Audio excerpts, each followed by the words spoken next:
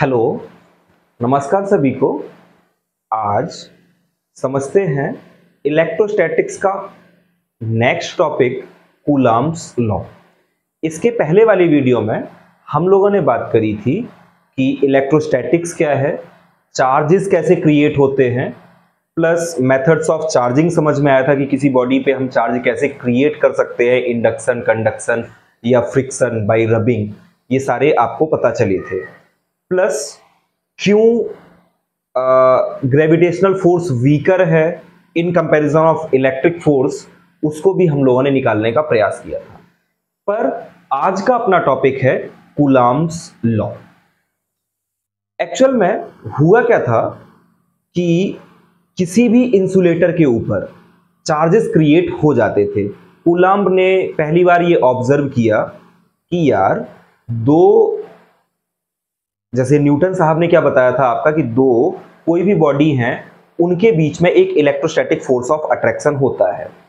But जब वो body बहुत छोटी हो गई, वो मासेस बहुत छोटे हो गए और इलेक्ट्रॉनिक लेवल पर पहुंच गए कि वो इलेक्ट्रॉन या एटॉमिक लेवल पर पहुंच गए, तो एटॉमिक लेवल पे होने क्या लगा कि जो ग्रेविटेशनल फोर्स था वो इतना वीक हो गया कि उसको सुपरसीड कर लिया चार्ज के द्वारा बनाई गई फील्ड ने। तो चार्ज ने जो फील्ड लगाई, उस फील्ड के कारण एक फोर्स लगने लगा एक चार्ज से दूसरे चार्ज के ऊपर। उसको पहली बार ऑब्जर्व किया था कूलम्ब ने। उन्होंने एक एपरेटस यूज किया था जिसका नाम था टॉर्सन बैलेंस। ये बात लगभग 1785 की है। तब उन्होंने एक टॉर्सन बैलेंस नाम का एपरेटस यूज किया, जिसमें कि जो कूलम्ब टॉर्सनल बैलेंस है वो आपको मैं इमेज में दिखाई दे रहा होगा। हालांकि ये वर्ड हो सकते हैं आपको क्लियर ना हो। ये टॉर्सन का हेड है, एक ग्लास ट्यूब है एक, और टॉर्सन फाइबर है। यहाँ जो फाइबर है उसके थ्रू चार्ज को क्रिएट कराया। एक्चुअल में वो चार्ज वहां से दे रहे थे और इधर एक दूसरा चार्ज रखा। आप इस चीज को ऐसे समझो कि इधर दूसरा चार्ज है और इधर से हमने एक मेन चार्ज को रखा। अब इनके कारण क्या हुआ कि आप इसमें देख पा रहे हो, जैसे इसमें डिफ्लेक्शन आपको नीचे दिखाई दे रहा है, ये इमेज आपको हिलती हुई नजर आएगी।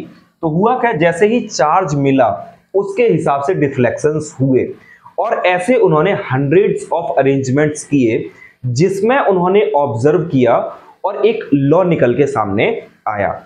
वो लॉ ये था, उन्होंने ये पाया, समझना उन्होंने क्या पाया कि दो चार्जेस हैं, कोई भी दो चार्जेस हैं। अब अगर वो सेम टाइप के चार्जेस हैं तो और इक्वल चार्जेस हैं, दो सेम टाइप के चार्जेस और इक्वल चार्जेस हैं, तो अगर हम उनकी डिस्टेंस को बढ़ाते जाएं तो जो लगने वाला जो डिफ्लेक्शन आ रहा था वो थोड़ा कम आ रहा था। मतलब जो फोर्स आ रहा था वो क्या आ रहा था, कम। फर्दर जैसे ही उनको हम पास ला रहे तो जो डिफ्लेक्शन था वो क्या था, ज्यादा था। एक ये चीज ऑब्जर्व करी। दूसरी ये चीज ऑब्जर्व करी कि जैसे जैसे चार्जेस को बढ़ाते जा रहे हैं, जैसे जैसे चार्जेस को उन्होंने बढ़ाया तो उसके अंदर डिफ्लेक्शन उतना ज्यादा हुआ। उसके रिस्पेक्ट में ये निकल के आया कि उतना ज्यादा फोर्स हुआ। फिर से समझते हैं कि उन्होंने क्या किया कि जैसे जैसे चार्जेस को डिस्टेंस बढ़ाई तो लगने वाला फोर्स जो है, डिफ्लेक्शन जो आ रहा था वो कम आ रहा था।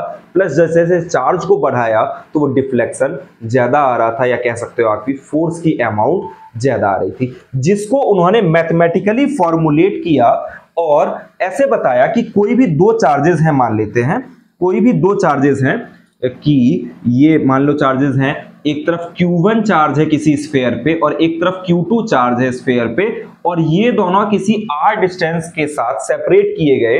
तो उन्होंने कहा कि इन दोनों स्फीयर पे जो भी चार्ज है, इनके कारण एक इलेक्ट्रोस्टैटिक फोर्स ऑफ अट्रैक्शन और रिपल्सन। अट्रैक्शन कब होगा, जब ये अपोजिट चार्जेस होंगे, और रिपल्सन कब होगा, जब ये लाइक चार्जेस होंगे। अनलाइक चार्जेस होंगे तो अट्रैक्शन, लाइक चार्जेस होंगे तो रिपल्सन होगा। उन्होंने कहा कि इनके बीच में जो लगने वाला फोर्स ऑफ अट्रैक्शन और रिपल्सन होगा वो डायरेक्टली प्रोपोर्शनल होगा product of their charges and inversely proportional होगा square of distance between them. Means कि उनके चार्जेस को प्रोडक्ट कर लो और डिस्टेंस का इनवर्सली स्क्वायर निकाल लो आप, उसके बराबर होगा। अगर इन दोनों को हम कंबाइन करें, इसको इक्वेशन 1 मान लें, इसको इक्वेशन 2 मान लें, on combining on combining first and second, इन दोनों को हम कंबाइन करेंगे तो अपने पास आएगा कि F directly proportional Q1 Q2 upon R square. और हमें पता है कि on removing sign of proportionality we use a constant, और इस जगह पे कांस्टेंट यूज किया जाता है K, जिसको कहा जाता है कूलम्बियन कांस्टेंट। तो F is equals to K Q1 Q2 upon R square, formula coulomb साहब ने दिया। अब इसमें जो आपका K की वैल्यू है, अगर हम उसको समझने का प्रयास करें कि K क्या है, तो उधर बताया where K is equals to coulomb's constant, और उसकी वैल्यू होती है 1 upon 4 pi epsilon naught, which is further equals to 9 into 10 to the power 9। और इसकी यूनिट अगर हम निकालने का प्रयास करें तो हम क्या करेंगे, K इधर है, ये K को इधर रखो, ये F R square upon Q1 Q2 होगा, F की न्यूटन, R की मीटर स्क्वायर पर कूलम स्क्वायर। तो SI यूनिट या यूनिट ऑफ K की बात करें, यूनिट ऑफ K अगर हम लिखेंगे तो बराबर होगी न्यूटन मीटर स्क्वायर पर कूलम स्क्वायर। आपको कूलम्स लॉ में अगर आपको मैथमेटिकल फॉर्म से पूछा जाए तो आपको इतना लिख के बताना होता है। फर्दर इसी में क्या है कि आपको एक वर्ड और दिखाई दे रहा होगा, एप्सिलॉन नॉट। एप्सिलॉन नॉट होता है आपका permittivity of free space. Permittivity अब क्या है, उस चीज को समझने का प्रयास करें। परमिटिविटी ऑफ फ्री स्पेस और वैक्यूम। अब फ्री स्पेस या वैक्यूम की अगर हम बात करें तो फ्री स्पेस क्या होता है कि जब वैक्यूम में है हम लोग, जहां पे पार्टिकल्स नहीं है, दूसरे चार्जेस का इन्फ्लुएंस नहीं है, तब ये एप्सिलॉन नॉट है, मतलब मैक्सिमम वैल्यू है परमिटिविटी की, उसको एप्सिलॉन नॉट बोलते हैं। फर्दर अगर मीडियम आ जाए, और इस एप्सिलॉन नॉट की वैल्यू क्या होती है, epsilon naught is equals to 8.85 into 10 to the power -12। अब यूनिट फिर से अगर हमें निकालनी होगी तो हमें पता है कि ये एप्सिलॉन नॉट इधर है, तो एप्सिलॉन नॉट इधर हम मान लेंगे और इसको ऊपर ले जाएंगे, फोर्स नीचे आएगा, तो इसकी यूनिट हो जाएगी आपकी कूलम्ब स्क्वायर पर न्यूटन मीटर स्क्वायर। इस तरीके से हमें इनकी यूनिट्स पता चलती हैं। फर्दर अगर हम बात करें कि कोई मीडियम अगर आ जाए, अगर कोई मीडियम होगा तो उस केस में हम लोग क्या करेंगे, अगर मीडियम होगा तो यही जो एप्सिलॉन है आपका, मतलब तब ये फॉर्मूला जो ग्रेविटेशनल कूलम्ब्स लॉ हो जाता है वो हो जाता है अपना 1/4 पाई एप्सिलॉन नॉट नहीं लगाते हैं, और Q1 Q2 upon R square where जो एप्सिलॉन है आपका वो बराबर होता है, एप्सिलॉन जो है वो बराबर होता है आपका epsilon naught into epsilon r. Epsilon r होती है आपकी रिलेटिव परमिटिविटी। अब रिलेटिव परमिटिविटी क्या, कि जैसे एक मीडियम है, दूसरा मीडियम है, एक मीडियम में परमिशन अलग है, दूसरे मीडियम में परमिशन अलग है। इसको अगर एक एग्जांपल के थ्रू समझने का प्रयास करें तो ऐसे समझ में आ सकता है कि जैसे कोई क्लास हो, ऐसे क्लासरूम आप सब लोग समझते होंगे, क्लासरूम में बहुत सारी बेंचेस पड़ी हैं और एक बार क्लासरूम बिल्कुल खाली है। आपसे कहा जाए कि आप लास्ट बेंच तक टच करके या लास्ट दीवार टच करके आनी है, आपको दौड़ के जाना है, तो डेफिनेट सी बात है आपको दौड़ के अगर जाना है तो आप तब ज्यादा जल्दी टच कर लोगे जब वहां खाली होगा वो, और तब नहीं कर पाओगे जब बीच में ऑब्स्टिकल्स ज्यादा है।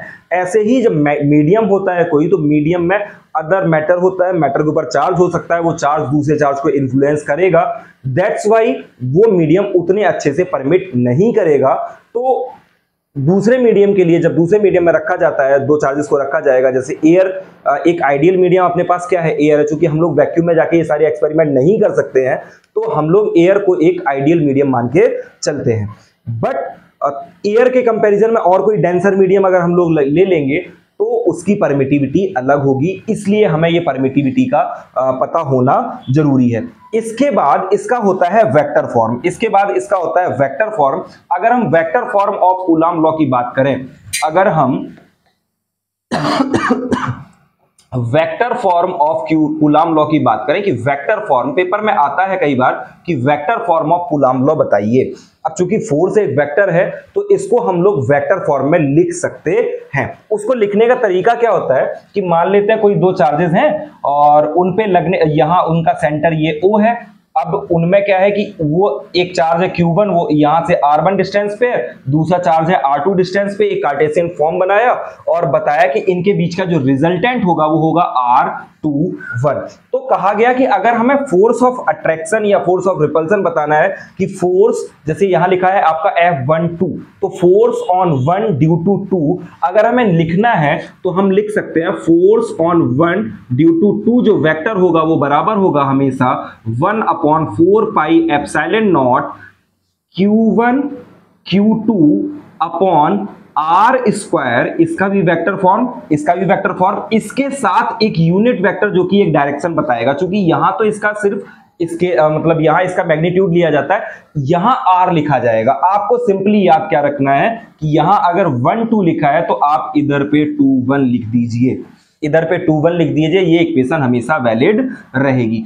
फर्दर अगर हमसे पूछा जाए कि हमको भैया इसके बाद लिखना है F21, अगर F21 पूछा जाए लिखने को कि F21 लिख के दिखाओ, वैसे तो एक इक्वेशन आप लिख देंगे वो पर्याप्त होगी।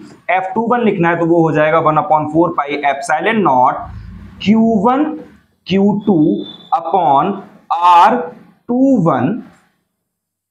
R21 और इधर भी क्या R21 या R12।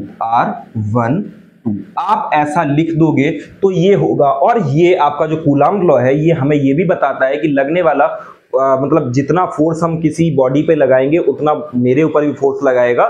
ये Newton's third law of motion को सेटिस्फाई करता है और पाया ये जाता है चूंकि R21 और R12 माइनस में एक दूसरे के बराबर होंगे तो हम इन्हीं को कह सकते हैं, इसी को हम कह सकते हैं कि F12 is equal to F21 minus F21, ये बराबर होंगे। और ये न्यूटन्स थर्ड लॉ को भी सेटिस्फाई करता है। एक और चीज जो आपको याद रखनी होती है वो ये होती है कि अगर हम गौर करें इधर कि F12 और F21 जब चार्जेस पॉजिटिव आए, मतलब Q1 Q2 की वैल्यू अगर 0 से ज्यादा है तो ये हमेशा रिपल्सिव फोर्स है। ये आपका कैसा फोर्स है, ये एक दूसरे से दूर जा रहे हैं, रिपल्सिव फोर्स लग रहा है। रिपल्सिव फोर्स तभी आएगा जब चार्जेस का जो प्रोडक्ट है वो पॉजिटिव आए, और अट्रैक्टिव तब आएगा जब वो चार्जेस का प्रोडक्ट 0 से कम मींस नेगेटिव हो। तो कभी भी जब आप न्यूमेरिकल सॉल्व कर रहे हो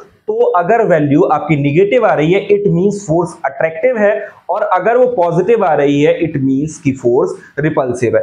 अब इस पे बेस्ड अगर न्यूमेरिकल्स की बात करें कि वो कैसे न्यूमेरिकल्स बन सकते हैं तो वो मैं आपको और पोल के थ्रू आपको क्वेश्चंस दूंगा। तो आप अगर पढ़ोगे तो मतलब अगर आप करोगे तो चैनल पे पोल के थ्रू आपको क्वेश्चंस मिलेंगे। अब क्वेश्चंस में होगा क्या उनको समझने एक बार पैटर्न समझते हैं, फिर उसके बाद टॉपिक को क्लोज करते हैं। होता क्या है कि कोई भी चार्जेस हैं, मान लेते हैं ऐसा आपको क्वेश्चन दिया जाए कि if charges are doubled and distances are half then what is the new ratio between original and final charge. तो ओरिजिनल एंड फाइनल फोर्स की शुरुआत में जो फोर्स था और बाद में जो फोर्स होगा उनके बीच में क्या रेशियो होगा। मतलब चार्जेस को हम डबल कर दें, डिस्टेंस को हाफ कर दें तो क्या होगा। या ऐसा क्वेश्चन होता है कि चार्जेस को हम ट्रिपल कर दें, डिस्टेंस को भी हाफ कर लें या ट्रिपल 1/3 कर ले तो क्या होगा, या डिस्टेंस को थ्राइस कर ले। कई सारे कॉम्बिनेशंस बनते हैं। एक तो इस प्रकार के क्वेश्चंस आपसे पूछे जाते हैं, प्लस न्यूमेरिक डिजिट्स आपको दे दी जाती हैं। उन न्यूमेरिक डिजिट्स से आपको बहुत सारे क्वेश्चंस पूछे जाते हैं। तो इससे रिलेटेड जितने भी क्वेश्चंस होंगे वो मैं आपको पोल के थ्रू दूंगा, प्लस हो सकता है इसके साथ में एक पीडीएफ अटैच करूंगा। उस पीडीएफ में बहुत सारे न्यूमेरिकल्स होंगे तो आप उनको समय के साथ सॉल्व करना और उनके न्यूमेरिकल्स के आंसर्स भी कमेंट करना आप, ठीक है ना। और आगे के लिए पढ़ते रहिए। Thank you.